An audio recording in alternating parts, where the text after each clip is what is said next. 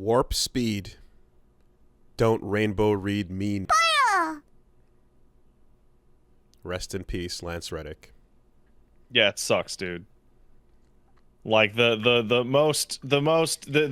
instantaneous, like you see the news and you're like, Lance Reddick died, and you're like, that's fake.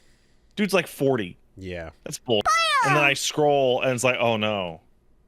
And I'm overwhelmed with the feeling of, as appropriate as it is, this is bull. Fire! Natural causes at 60 is a head scratcher. I don't know what that means. Dude was made out of muscles and lean as Fire! He looked super What hope healthy. do any of us have? I don't know. When I hear that, it makes me think of like just in your sleep, you know, you just pass away in your sleep type of thing. But yeah, he looked super duper healthy, and I don't know. But shout outs to like Fire! what a character, and just like one of the classic only ones to shake Eric Andre, you know. Yeah, I went down the rabbit hole of like, okay, what is the actual genesis of that entire segment? Because I originally thought that it was staged, and then I thought, no, wait, Eric looks like terrified, so it's not staged. And the answer is it's both. The Reddick answer is, go ahead. Sorry, after you. I'm guessing that some people knew and Eric didn't. So the weird. So I went into it, and it was Lance Reddick did not know what the deal was with the Eric Andre show. However, before appearing, he found out what the deal was with the Eric Andre show, which put him in a really weird situation. Right? So he talked with Eric prior, and he's like, "Yeah, I know about your bull. Okay, fine, let's do something." And then they like got the costume ready, but the stuff that happened before Warp Speed was not planned. He did not tell Eric that he was going to come at him and punch a hole in his desk. So the fear on Eric is real. He did not know that was going to happen. Shit. Where's my iconic slave role? Yeah, nah, man. It's the best Eric Andre show bit ever. It's fire. Yeah. No, that's a very sudden and weird one. Not unlike it is, though, that again, just the 60 natural causes bit is like, man, you just never know, right? I remember the bit of the episode on bullshit where they talked about Jack LaLanne, and it was like, yeah, you can increase the quality of your time by getting healthier. Healthiest man in the world. You can be super duper like flexible and, you know, like feeling good every day and not hurting your back, not hurting your muscles, all the way up to the end if you're super duper fit.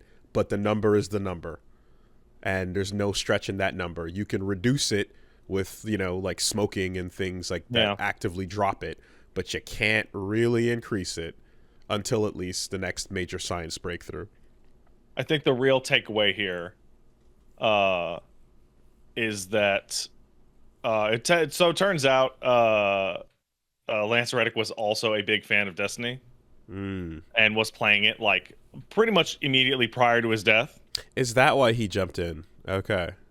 So I'm not sure if he jumped in after he got the role or vice versa, but like he was Zavala. He's the blue guy that you see on everything, and everybody is like basically having a little sit-in in front of his character at the tower. It was a permanent fixture. Okay. And it's just like Lightfall just couldn't take another day of playing Destiny 2. Just couldn't do it anymore. I guess that one whiffs over my head, but yeah. Not another goddamn weekly.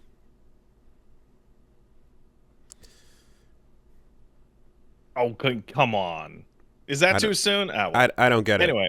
but all right. Oh, you don't get it? No. Destiny 2 is bad. That's the joke. Okay.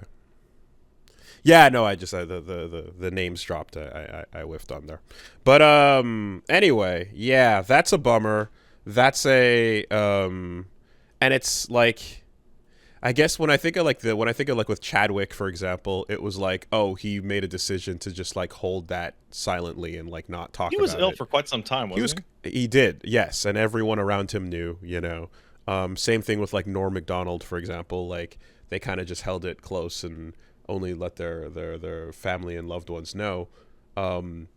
In this case, it doesn't appear to be anything like that at all. It just is like, yep, that's it,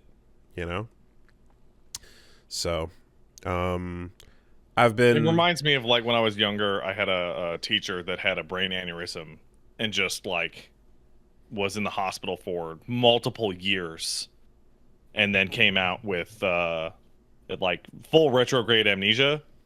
And I remember talking to other teachers about it. It's like, yeah, so what happened? And the answer is her brain just decided to pop at like 45. Yeah. There was a kid who went to not my high school, but to a mutual friend of ours' high school, who like just died in his sleep overnight. In high school. And it was like, literally, it was, again, like natural causes in high school. Like just died in his sleep, not like stopped breathing, not apnea, just literally just body just stopped overnight. And like that was one of the times I remember being like, that can fucking happen. And it's like, it's extremely rare, but it can. You can there's just a kid in my high school that passed away, but he had like heart problems that were known. It wasn't just. Yeah, there was no specific thing to this that was like, oh, something acted up. That was it, and that kind of is like that. I mean, I'm sure I'm sure once you get like an autopsy or something, you can break down exactly what caused what to happen before the heart stops, type of thing. Like must be but I'm sure there's a bracket that they largely categorize as natural causes that like, those things would fall under. So, yeah. So, anyway. It honestly makes me a little terrified. Everyone Reddick is a lot more fit than me. Mm-hmm. Everyone, yeah, you do kind of stop and think about your own mortality in these moments for sure. Dude, I hate thinking about my own mortality. I also am like looking at. Well, it's just funny because on another note, like Punch Mom's been slowly working her way through The Wire, and it's been taking a long time. But like, I'm like, okay, so you started, and during the course of it, Michael K. Williams passed away. Right. And now, like, Daniels has passed away. I believe the guy who played Prop Joe also died. Oh, yeah? Okay. So, yeah. And it's just like, and Snoop's in jail. Yeah, well, yeah. Snoop's in jail forever. Yeah. So, I'm just like, yo, can you, like, finish this already? Because like, it's been... like the stretch of time that it's been of her going through it has been where like all this news of people passing away has been happening in this one thing, I mean, Wallace is Vegeta / Rocky now. Yes, so he's doing good. And Stringer Bell is potentially James Bond, if not just killing it in every other way. So I feel like this is off the topic, but I feel like it would be really stupid to not have Idris Elba as James Bond at this point. I have heard people talking about having Idris Elba as James Bond for like 10 years, and every time I hear it, I'm like, yeah, that's a really good idea. Yeah, but I think the last I heard of that is I'm not sure how much he wants to do it. Like, I think it's... I think this has been a discussion that's been happening, and at a certain point, I think he was, but I want to say that, like, the most recent discussion with him about it was one where he's like, yeah, that could have been a thing, but I'm kind of past it at this point, if I remember correctly. So, you know, even if everyone's still trying to go like, do it. It's like, I don't, if he doesn't want to fucking do it, he's not going to do it. You know what? I guess that's true. So, yeah. He wants to be Knuckles instead. I can respect that. That's a choice. That's a much more important role. Yeah. But am I joking? I don't know. I don't know if I'm joking when I say that Knuckles is more important than James Bond. I mean, James Bond guarantees you at least 3 movies, perhaps 4, you know?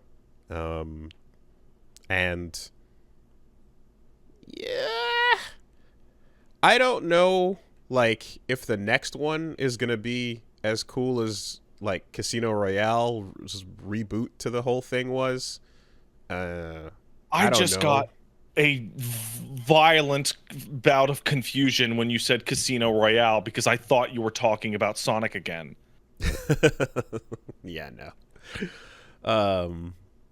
Yeah, I don't it's not to say that, like, you know, you can't ever, but I don't know if the same trick would work to do, like, here's another James Bond and here's this one's twist and his attitude and how it's going to differ from the usual, because, you know, Daniel Craig was a pretty far departure from the Pierce Brosnan.